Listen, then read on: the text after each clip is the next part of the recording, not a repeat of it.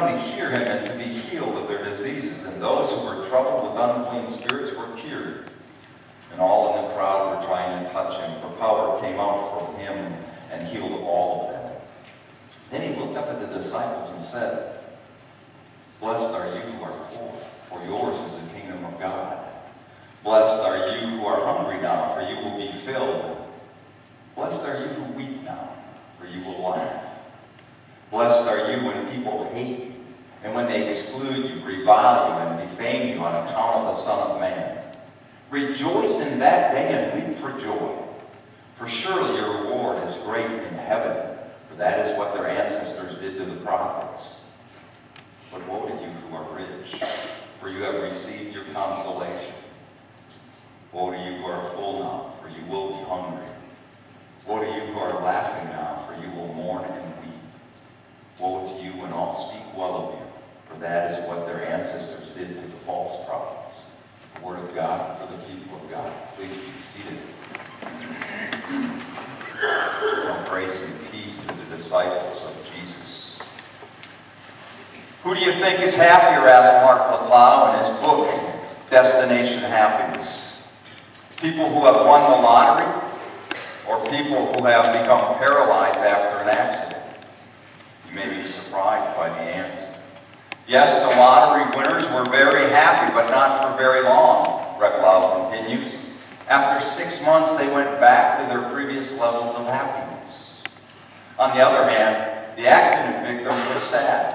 But surprisingly, after 6 months, they also went back to their previous levels of happiness. I mean, think about that for a moment.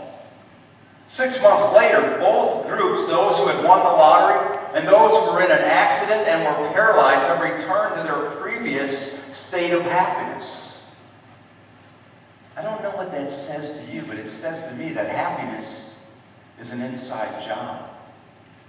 Our circumstances don't determine how satisfied we are with our lives. Something else on the inside makes the difference. You and I count as part of our heritage the blessings of life, liberty, and the pursuit of happiness. But what is happiness? Is happiness something that can be obtained by pursuing it? Is it a product of circumstances or surroundings? Is it to be equated with money in the bank, a diploma on the wall, the respect of one's friends and neighbors? Or does it depend on something else, something entirely different? Think about that for a moment. What would it take to make you happy? I mean, really happy. Jesus talked about happiness, but not in the same way you or I think about it. In fact, he turned our understanding of happiness upside down. In the Sermon on the Mount in Matthew, he made some unique and unusual statements about happiness, which we know as the Beatitudes. Luke in his Gospel gives us a condensed version of the same stirring statements.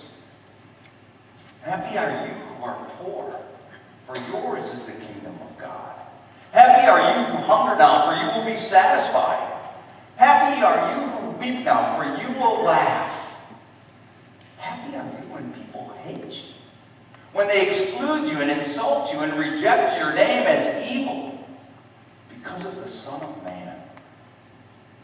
Rejoice in that day and leap for joy, because great is your reward in heaven. For that is how their ancestors treated the prophets. You know, as I've read about Mother Teresa, people who knew her most intimately claim that she radiated with happiness.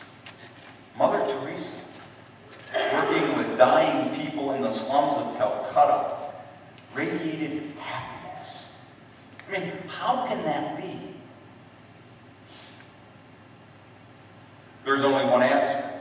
The happiest people on earth are not those who pursue happiness, but those who seek God and serve others. Happy are the poor. Happy are the hungry. Happy are those who weep. Now, I've referenced several times Dr. Norman Vincent Peale and his power of positive thinking. Late in his life, Dr. Peale wrote some words that I believe deserve a wide audience. Listen to his words quite closely. He writes, "I have discovered that the most optimistic people are the most Christian people in their attitudes. And then he says, I've got to qualify that a bit.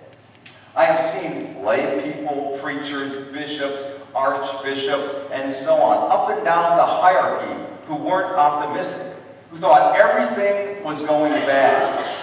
You see, there are different ways of being a Christian. A minister in London told me about a man who never would go inside church, but he would hang around in the vestibule. And when the ushers went away, he would open the door just a crack so he could listen. But he would never venture further than the vestibule. Well, Dr. Peel continues, there are many who physically have got past the vestibule, but mentally they're still listening through a crack. They are only getting a tiny bit, a faint suggestion of the gospel. But Jesus said, drink ye all of it. If you take the whole of Christianity, Dr. Peel continued, and really give yourself to it and really accept it, you are going to become so happy, so enthusiastic, so optimistic that life will be altogether different for you. I truly believe that. I think there are so many people missing out on something so wonderful because we can't get them through those doors to hear God's message.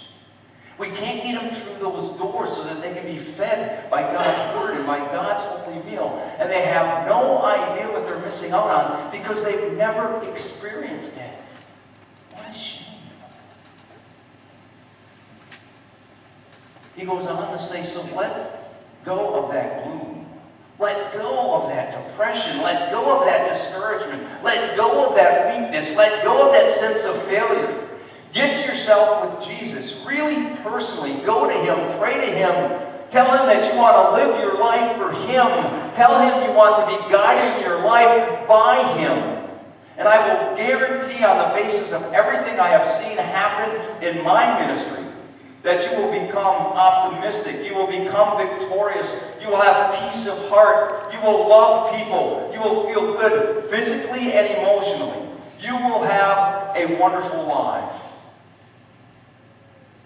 9 times out of 10, when I'm counseling someone that's depressed, they don't have a relationship with Christ.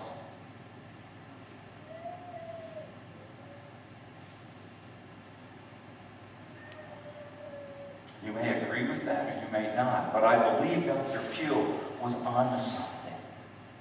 Something that the world at times just doesn't get. Happiness isn't something that happens to you on the outside, but something that happens on the inside. In the first chapter of 1 Corinthians, St. Paul says that the wisdom of God shows the world's wisdom to be foolishness. No clearer statement of this principle is found in the Scriptures than in Jesus' statements about happiness. They turn the world's value system upside down. I mean, think about it. Happiness or blessedness is not found in wealth or power or pleasure or a full belly. You and I know people living who struggle to make ends meet, and yet they're some of the happiest people in the world. You may be familiar with the story of a king who was suffering from a certain malady. He was advised by his astrologist that he would be cured if the shirt of a contented man was brought to him to wear. So obviously, of course, people went out into the kingdom searching all over for this happy man that had a shirt to give the king. And they found the happiest man in the kingdom. But he didn't own a shirt. We can have the most desperate of circumstances and still be happy according to Jesus. Happiness comes from another source. It is a curious spiritual principle that the more we have, the more we demand out of life. Certainly we know people that fit both extremes. People who are well off, some are happy and some are not. People who are financially challenged, some are happy and some are angry. What's the answer? Giving everything away? That might help, or it might be the worst thing you could possibly do. It might fill us with so much resentment, or even worse, fill us with so much self-righteous pride that we would be intolerable. Maybe our values are all out of whack, and that makes us miserable. The truth is, there are only 2 sources of happiness in this entire world. One is a right relationship with God. The other is a right relationship with our fellow human beings. Poverty or wealth, handicap or health, surrounded by loved ones or weeping beside a lonely grave, we can still have a wellspring of joy within if we understand the source of happiness.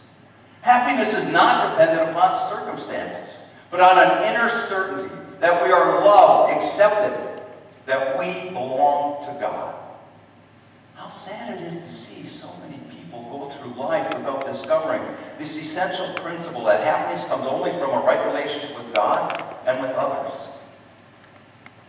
J.T. Fisher states, if you were to take the sum total of all authoritative articles ever written by most of the qualified psychologists and psychiatrists on the subject of mental hygiene, you would have an awkward and incomplete summation of the Sermon on the Mount.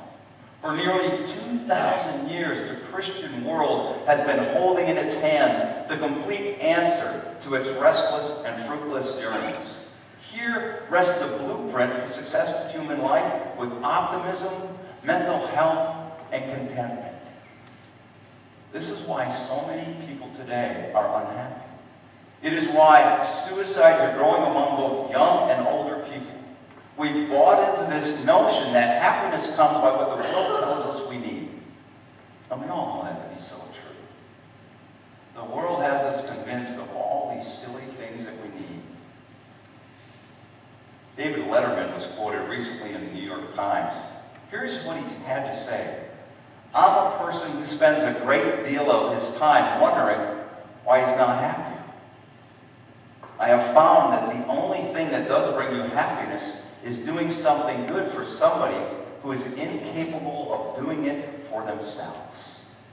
That's David Letterman, but it sounds a lot like Jesus. Dr. Martin Seligman has spent decades studying the subject of happiness. In his experience, the recipe for happiness contains 3 ingredients. Pleasure, that is the sensations of what we normally think of as happiness. Engagement, that is how enthusiastically involved you are with your relationships, your work, your hobbies, etc. And meaning, how you contribute to the greater good. He says that the pleasure component of happiness is the least important. Those things that engage us and give us meaning are much more important in our search for happiness. That is the reason that people of faith are happier people. They generally have more stable relationships, and they have a greater sense of purpose for their lives.